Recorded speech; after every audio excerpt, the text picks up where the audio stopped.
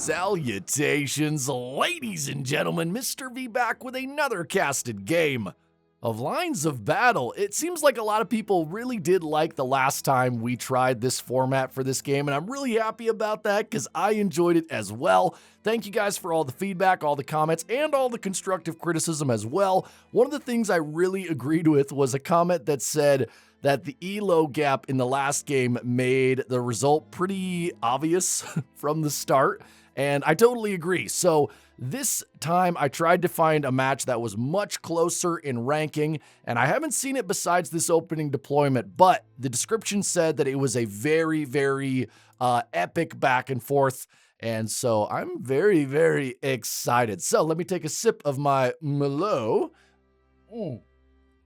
I just feel like Lines of Battle, this is a wine lover's game, right? This is not a beer game, all right? This is a game for the refined palate.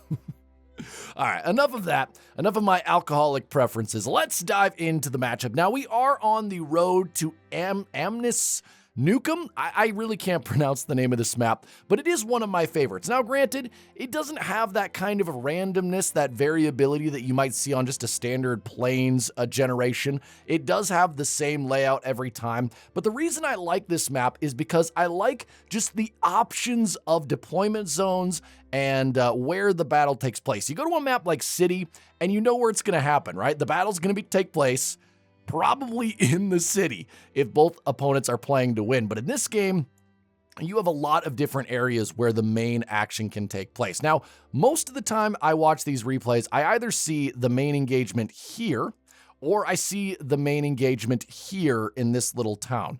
But I have seen players form a line here, mainly in arty heavy builds, and I have seen players go for like light infantry builds in these hills. So a lot of different things we might be seeing here, but let's dive into the players. I will throw them up now so you can see their names and their elos. In the north of the map, in the color blue, we have the Duke of Gaming. Let's take a look at his build. He's got a lot of light infantry. He does have a few core of guard. He's got some light infantry on his right flank, about 4 units there. And he's got about 24 guns in his complement, 2 howitzers, and what looks to be a 12-pounder. Now, for his cavalry corps, he's gone pretty light on cavalry for a combat. This is a combat, by the way, so the middle road when it comes to funds. He's got 2 hussar and 2 curs. So not a lot of cavalry, but half of his cav is very heavy duty and very good in a pitched fight. So a nice balanced army here. And again, like people said in the comments on the last video, I think that is going to become the standard meta build. I don't think we're going to really be seeing any spams at the higher levels. I think just a balanced set is what is going to become the norm. And his opponent in the south of the map, playing in the color red, is Polo 27. And he has gone for a very different core. He has a lot more guards, no light infantry, which might actually hurt him if the fight drags on in the towns. He's got 3 lancers in the rear. He's got 2 curs on his right flank, and he also has 24 guns in his complement. He has 2 howitzers, just like the Boo player, and only 1 8-pounder, it looks like. So a little bit of range in favor of Duke of Gaming. But we do see an elite infantry advantage, and I would say the cav advantage definitely favors Polo as well. So with all of that said, let's dive into the matchup and see the deployments here. Okay, so we have both players moving on both flanks. Okay, so I like the contestant over the town. So we do see that Polo is moving in, and just based on his deployment, he is going to reach this town first. Now, the one thing that has me a little bit worried is that he does not have the units to win an engagement in the town. If we look, he's basically just sending line infantry, though he is sending a howitzer to reinforce. Meanwhile, we see light infantry and guards, as well as a howitzer, 2 howitzers, in fact, from Duke of Gaming. So this complement is going to be far better in city and forest combat than the one we see from Polo 27, and we'll have to see if that plays a significant advantage. Cavalry moving out on the left flank and the right flank of both players respectively, and as far as their artillery deployment, it looks pretty even. This howitzer feels a bit out of place, if I'm being honest. Feels like it should be over here. 8-pounder looks good. 12 pounder, probably not going to keep it there, so let's keep going. All right. Okay, so I just said where Duke of Gaming would have a significant advantage in the combat, and now I'm seeing where Red is going to have a big advantage, because if we look on the middle of the map here, he's already moving up 5 units. Count them, 5 units of guard. And in this sort of choky map where there's just not a lot of area, we could be seeing very, very early melee combat, which is going to swing heavily in favor of the guard. And he's also got these line infantry in reinforcement. We see some reserves back here for Duke as well. And so we see 2 areas of the battlefield that are dominated by opposite players. We see the city, which is going to go heavily in favor of blue. And then we see the center of the battlefield, which is going to go heavily in favor of red if both of them use their units correctly. But we will have to see. And all right, the artillery has begun firing. Howitzers are on the hill here. They are starting to get some damage into Duke's units. And nice job, a really good deployment here by Polo. Though now that Duke is finally getting into the city, I do think he has the better deployment here. He's just got more area to spread his units out, whereas these other town spaces are a bit more spaced out, a bit smaller. And of course, he does have the light infantry, which do really well. Guard taking up a really nice vantage point in the center against these line infantry, though he will have a gap in the center that can be exploited, though this might be a sort of feint, right? Blue charges in here and gets swarmed by the reinforcements, though I don't think at this level Duke is going to fall for that, but let's see. All right, wow. Okay, a lot of action going on all over the map. The center, we're just seeing a bit of skirmish fire between these couple of units. It looks like both players are kind of deciding where to commit their reserves at the moment. We see a lot of uncommitted cavalry. We see a lot of uncommitted infantry, and we just see a lot of units staying pat and not really moving a significant amount. Though I am interested to see where these Lancers go. Look at that. They're charging right up the gut, right up this lane. Now, obviously, they're not going to want to turn left and attack here because that would be a horrible situation. It's possible that they're darting for this howitzer. That would be a great early snipe. And if we take a look for Duke here, he doesn't really have any cavalry in the vicinity to reinforce, though something I'm going to point out from Polo here is he has committed the cardinal rule. Ask Inceris. He hates it when people do this. He has split his cavalry. Now, maybe on a combat where you have larger numbers, that is more okay, but you ask a lot of top-level players, and they say never split your cavalry, move it as one force, which is what we see Duke doing here, though his cavalry is remaining pretty sedentary. And yeah, I'm really interested to see where these Lancers go, so let's kind of just focus on them for a second. Okay, wheeling right. I don't know if I love that engagement. I don't really know what he's going to accomplish here. He's not going to get at this howitzer. These light infantry are in the woods. Okay, yeah, I'm hoping, is he going to pull these back? No, he's going to commit them. All right, so he goes for a triple charge there, which, you know, granted, a triple charge on a line infantry. I mean, look at the org of that one line infantry. That did do significant damage, but his Lancers are going to take a ton of free shots here. And, you know, is it worth it to almost break this one line? It doesn't really feel so. That feels overly aggressive from Polo there. And the city fight, you know what? The city fight is actually going significantly better for him than I thought, and I think it's all due to this artillery and this 8-pounder that he has in the back. Where's the artillery from Duke? He's got it on these Lancers, but he really needs it up here. He needs it in this city fight. He's got to win on this flank because the center does look...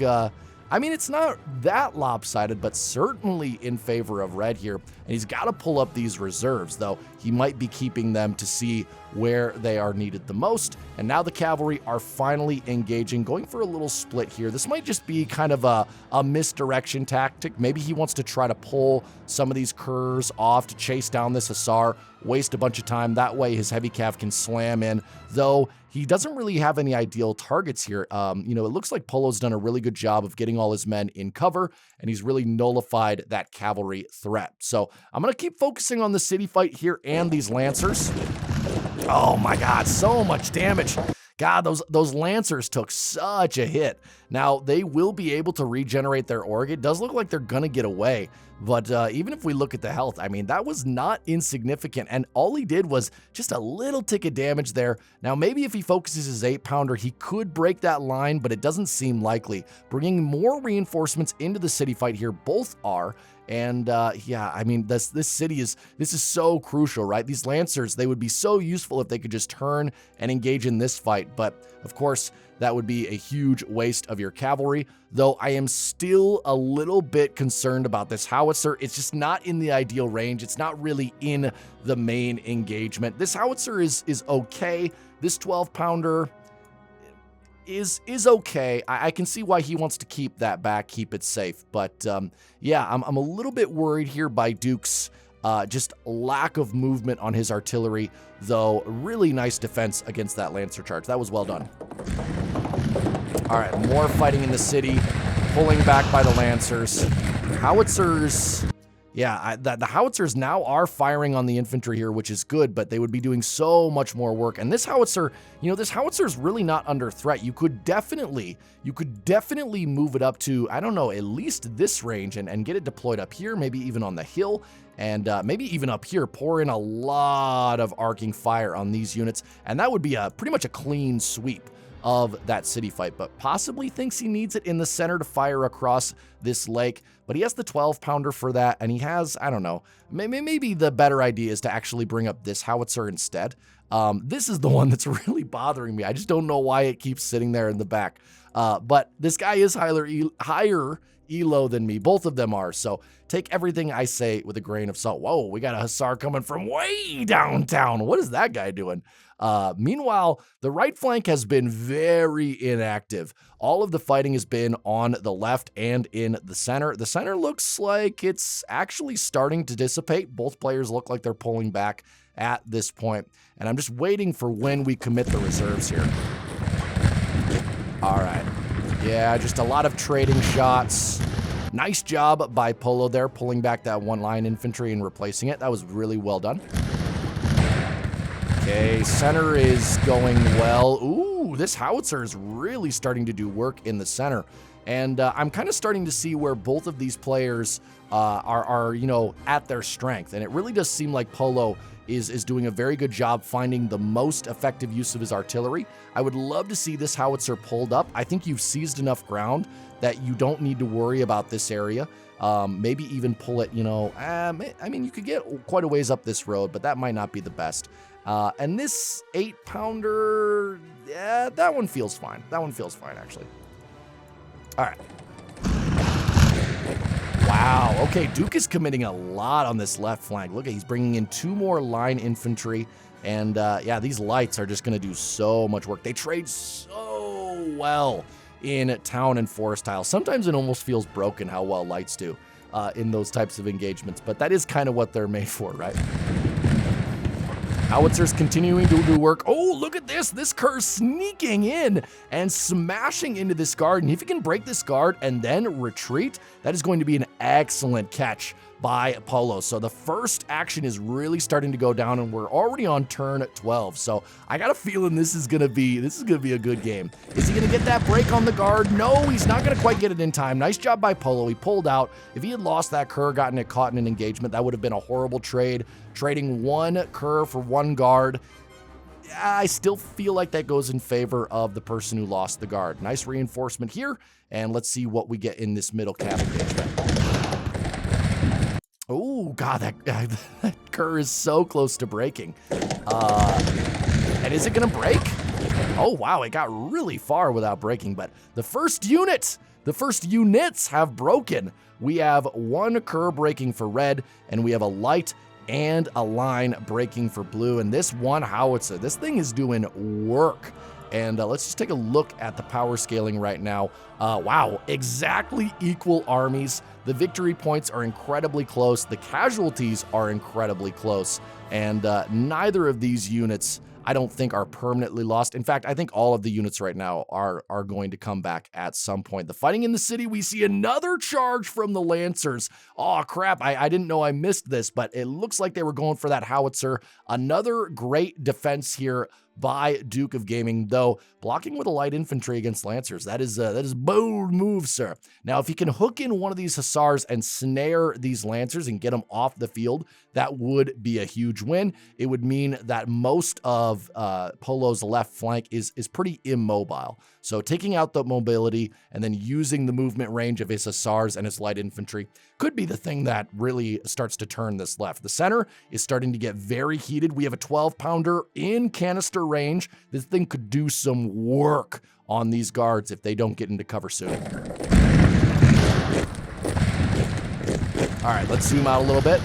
And the Lancers are going to get away for the second time. Man, these guys just keep charging. This is like the charge of the Light Brigade. Oh my God, into the Valley of Death, my friends. This one could break. If I was Duke, I would focus that howitzer, maybe both of them, and just try to break that one Lancer. See if you can get it off the field for at least a short amount of time. And the center, wow, we see a full charge here from Red. He's got 2 lines, a guard, and a cur coming in, and they're definitely going to take out that blue guard, but that is a juicy target for this 12-pound canister, and he's got the line infantry to protect it, so we could see a huge amount of damage here put down for Duke if he sees this target. Let's take a look. Does he see it? No, he's going to continue to fire at that line. That felt like a wasted opportunity there, but he's going to try to pull the cur back. Maybe it's going to get away. The city fight looks like Polo is pulling back his left flank, and I think he sees that the victory is in the center. They will break in the center. In the center, they will break. But I don't know, man. His right flank is looking pretty thin. He's got quite a few uncommitted units. What are these guys doing back here? He sent a guard and a line infantry to go against one Hussar. Oh, man. I don't think you needed that. You literally could have just pulled in your Lancers and you would have been fine. Yeah, this feels like a big oopsie from Polo. These units would be doing so much more if they were shoring up this flank here, possibly even going for a wraparound. Yeah, not having those guys, and they're going to be uncommitted for maybe, what, 3-4 more turns?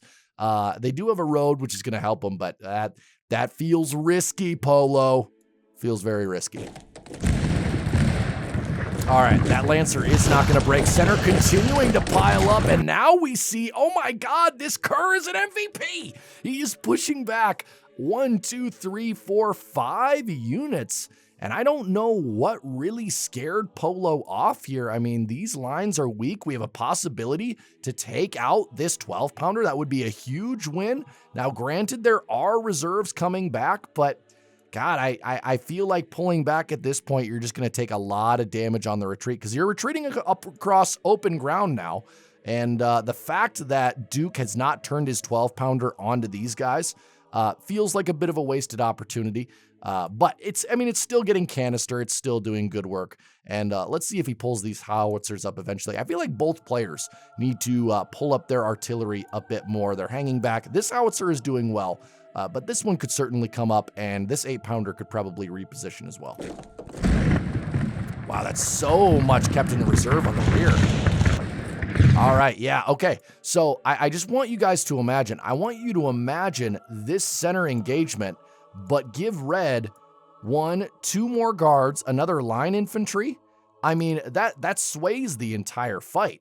And look at Duke. He's pulling in a lot of his reserves now. He's got even more reserves ready, and he's sort of surrendering this fight. Okay, so it's a push and pull, right? Right, left, right, left. We're seeing a lot of counterbalancing here, and it looks like Polo wants to recommit on the left, but we'll have to see. Again, his units really aren't suited for that kind of combat. We see a guard break in the center. We see a push on the 12-pounder. Ladies and gentlemen, this might be where Polo finally commits, but he still has so much uncommitted infantry, and it's going to allow Duke to wrap up on the side. And I don't know what Polo was doing there. He might have been sleeping a little bit, but I mean, the fact that these lines are not coming up, maybe he's worried about their org right now, but these lights are going to be able to wrap around, take out that cur, take out that guard, and I thought that was going to be a good charge for Red there, but feels a bit haphazard, and he just didn't have the reinforcements to really make it work. This howitzer could get a lot of work done, though. This is a howitzer's dream right here. Look at how many units he can hit with that explosive shell. Maybe it's a bait, maybe he's playing 5D chess, but what I do know is that the town is really starting to sway in favor of blue. Look at all the reinforcements he has here. Still needs to move up that howitzer, I think, but hey, I don't know, man. I could be wrong. Actually, no, you know what? Actually, that howitzer deployment is kind of nice because they're very protected. He really doesn't have to leave any infantry with them, and they're getting some nice crossfire across the lake. So, Duke, if you watch this, I'm sorry. I'm not going to critique your howitzer placement anymore this game. Well, I'll try. Wow, a huge swing for blue in the center here. Yeah, that was a massive win for Duke in the center. I mean, breaking one guard and one cur, I really want to see him push. He needs to take out this line, this line, this line. I don't want him to get too eager, but if you look at Polo, I mean, look at Polo's reinforcement capability. Yeah, he has 2 guards coming in, but you could easily break these 2 lines, maybe even break this line as well, and still pull back before those guards really get into effective range. So we'll see how far he pushes this center attack. I mean, he's pushing on his right, on Polo's left. Is he going to push the center as well? Let's see. No, it looks like he's going to remain fairly quiet on the center, though he is going to break one more line. And this 12-pounder is doing so much work. It's just in such a good position because you can't charge it from the left because of the lake. You can't really charge it from the right because of the woods. And if you charge up the gut, there's infantry here to intercept you. So yeah, really nice placement of this 12-pounder. And I feel like he's done such a better job with his 12-pounder than Polo has with his 8. It's so tempting to just leave your cannon on a hill and blast away, blast away, blast away. But these far-ranging round shots, they're just not doing near as much work as the canister of this 12-pounder. Meanwhile, the fight in the town is actually starting to get pretty attritional. These guards, these lights are starting to look a little bit weak, and there's plenty of line infantry to plug the gaps. And we have to remember that the one advantage of him holding back his artillery is it's going to mean that they're in immediate reinforcement range of that town fight. Lancers coming back as well. So there's a lot of red units ready to push up the gut. And blue, he's a bit scattered here. He really needs to get his army reorganized. That hussar has finally come to join the battle. Maybe could catch this cur. This would actually be a really good pickoff. This cur is not in good terrain for the kind of combat that it is ideal for. Oh man, look at that. Polo falling asleep, losing a cur for free. That's rough. And now red is really starting to look tired here on the center. And it's really starting to crumble. And these units, they are pushing up. But if we look at the reserves, very few reserves left for red here. It's this main push. It's got some artillery in the back, 1 line infantry in the back. Meanwhile, we've got a ton of returning units here for blue. All of the artillery is still on the field, still active, still firing. The town fight is getting even bloodier. It's actually starting to turn in favor of red. I don't necessarily know the cause for that. It might just be the artillery here. Is the artillery even firing into the town? No, they're not. So this is just the straight up bulk of the infantry doing the work here. And they're starting to make a gap in the center. He really needs to push this light in, or excuse me, this line in, and try to reinforce that. All right, we're seeing a Lancer charge here. Ooh, nice separation of his Lancers. Now, I wonder, is this Lancer going to try to snipe this 12-pounder? If it snipes that 12-pounder, that would be a big win, but look at the blue infantry. They've taken a really nice position here on the hills. They've got better org. They've got numbers, though the guard will be very effective in a forest melee fight, and we'll have to see if blue allows it to get to that point. Whether these Lancers are going to be effective is what I'm really looking for here. So let's take a look. Are the Lancers? Come on, boys. Let's see what you can do. Oh, no. Just take the 12-pounder, man. Take the 12-pounder. I know it's in the woods, but you might be able to get it. It's worth it sometimes, I feel. I don't know. Let me know in the comments below. Should he have sniped that 12-pounder? Should he have X, take it out, get it off? I don't know. I shouldn't armchair general too much, by the way. Meanwhile, wow, this is a concerted push in the city here. I keep saying city or town. I don't know what it is officially on the map. But, I mean, we've got a lot of blue looking to break, not a lot of reinforcements on the way. And so, again, God, this is such a close battle. I can't tell who's going to win. It really does feel like it's leaning towards blue, but just one mistake and red could take this back easily. All right, Lancer going in. Lancer takes out a Hussar. Okay, that's good. Lancer charges light infantry in woods. That's not so good. Lancer gets away, question mark. Maybe he's gonna break. Is he gonna break for this howitzer? Is he gonna get into the cookie jar? This could be a big deal here. If he's able to get into this cookie jar and just disrupt, this could be a big deal. Maybe I'm wrong. Maybe this is the charge of the century. Let's take a look. No, it's just gonna sit there and get killed. Okay. None of my predictions are coming true, but the town fight has significantly swayed in red. We have potential wraparound here, ladies and gentlemen. That could be huge. That is like a third of the blue infantry there that could be broken and even chased and routed off. And meanwhile, oh, this Lancer, go for the cookie jar. You got 1, 2, 3, 4, kind of. Oh, you have so many options with this Lancer. Use it. Where is the blue cavalry? I gotta know, where's the blue cav? Okay, he's routing off the cur. I don't mind that. And his curs are coming back after being routed. Okay. Wow. Polo is just kicking his teeth in on the left. Oh my God. This howitzer is at risk of being overrun. And that Lancer charged up the gut. No! It ran right past both howitzers. Oh, that hurts my soul. That hurts my soul.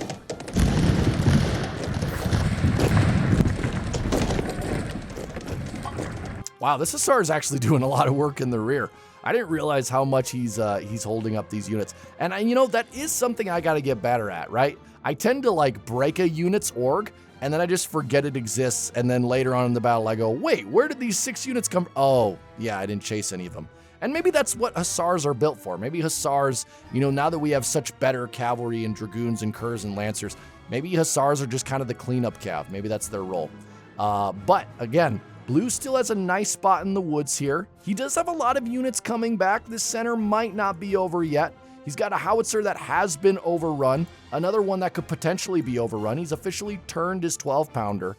And man, Red's looking good here, folks. This is the moment where I feel like red really needs to move up this artillery. Like, this artillery needs to get into more effective range. I think that's a big missed opportunity here from Polo.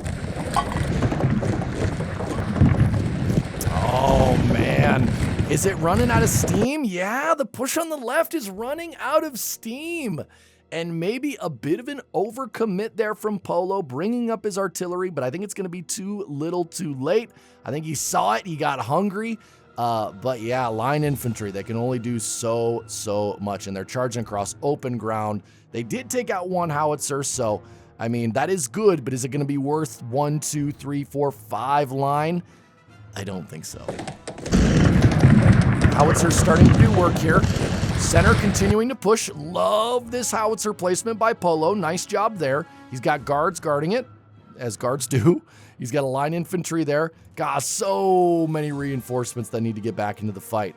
And blue, he's got a couple of reinforcements as well. Let's take a look at the power bar. Oh God, it's so close. It's 49-51. It could not be any closer. The casualties are dead even.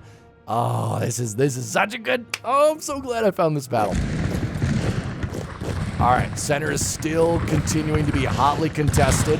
Red being pushed back on the left, and the teeter-totter continues, but red is looking thin on reinforcements on the left, and now he's got a critical decision here. He's got a lot of infantry coming back. Does he try to win the center? Or does he try to recover on the left flank? Because he's got a lot of invested artillery here. And so if you don't push left, you're probably going to lose these 2 pieces. But if you do push left, you're probably going to lose in the center. So wow, what a swing.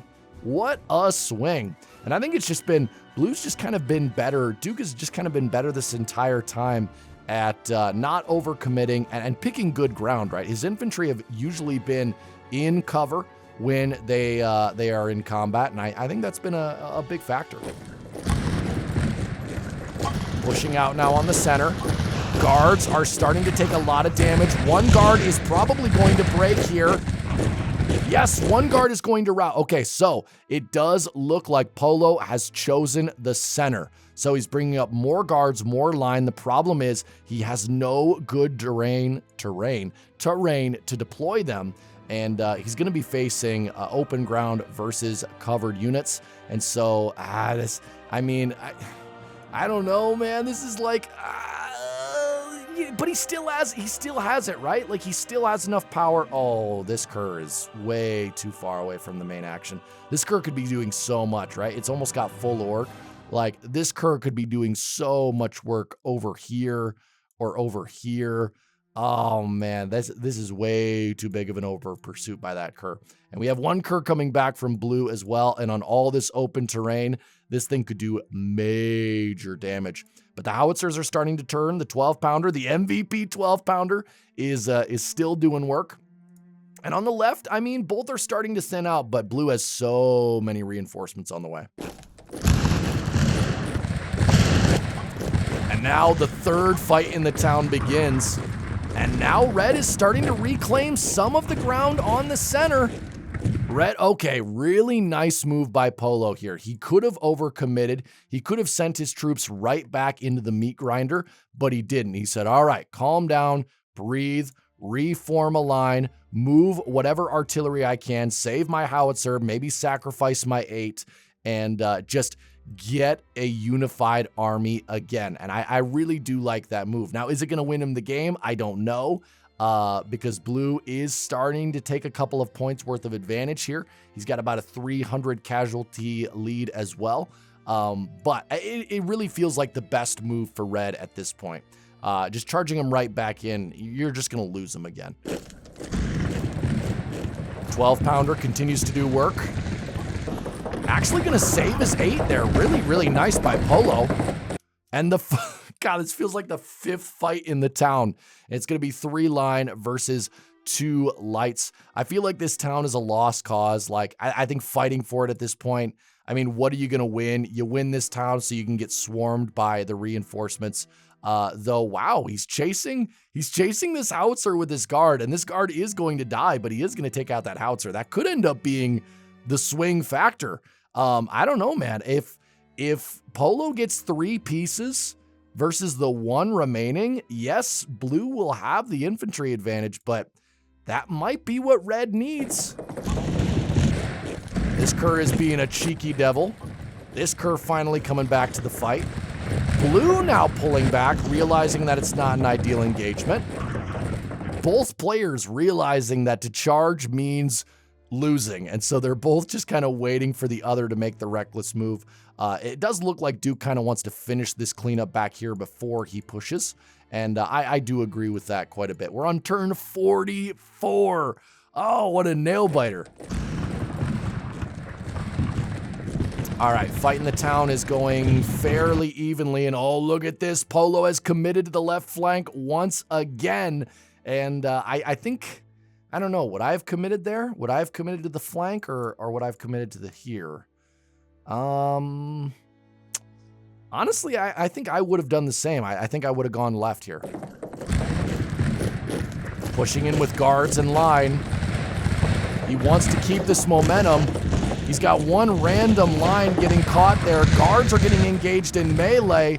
He's about to break the lights, but the lights do so well in town combat. Now he's pushed him out into the open, but he's pushed him into the waiting arms of the reinforcing line and guard. And now it does really seem like Duke has a very tough to break position here. He's got units on the island, which are going to be hard to get to. He's got flanking fire from the left and from the right, though I will point out Duke has now gotten all of his artillery disabled.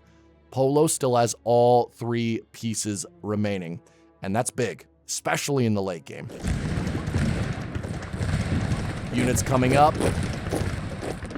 Power bar still in favor of blue. A lot of infantry. Howitzer is now back online. Oh, lights and lines are charging up the middle. Okay, so this is the concentrated blue attack. And oh my God, red has no infantry. What happened to all the infantry? They've been broken in the center. They've been broken in this forward assault. He's got 4 lines. He's got 1 line reinforcing here. These guys are years from being able to reinforce. He's got a couple down here, which are nearly dead. And wow, now I can see why blue has an advantage now, and it just continues to grow. He's got 1, 2, 3, 4, 5, 6, 7, 8, 9, 10, 11, 12, 13, 14 units remaining, not counting the howitzer. And that is against 1, 2, 3, 4, 5, 6, 7 remaining for red. These 3 pieces are going to have to do work, and I don't think it's going to happen. Turn 53.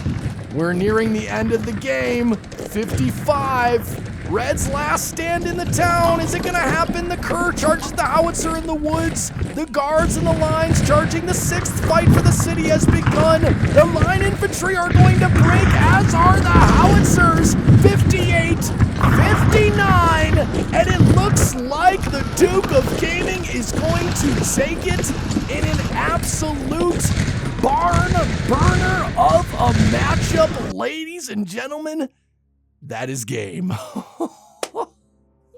What a fight, folks. Oh my God. That one was just, I was sitting on pins and needles to the very end. My forehead is sweating right now. Oh my God. I need another sip of Merlot is what I need. All right. Let's break down the stats before I say sayonara, guys, because I need to go wash my face and breathe. Okay, so it does look like Duke of Gaming and Polo 27 had nearly equal armies in terms of size. Both had 24 guns.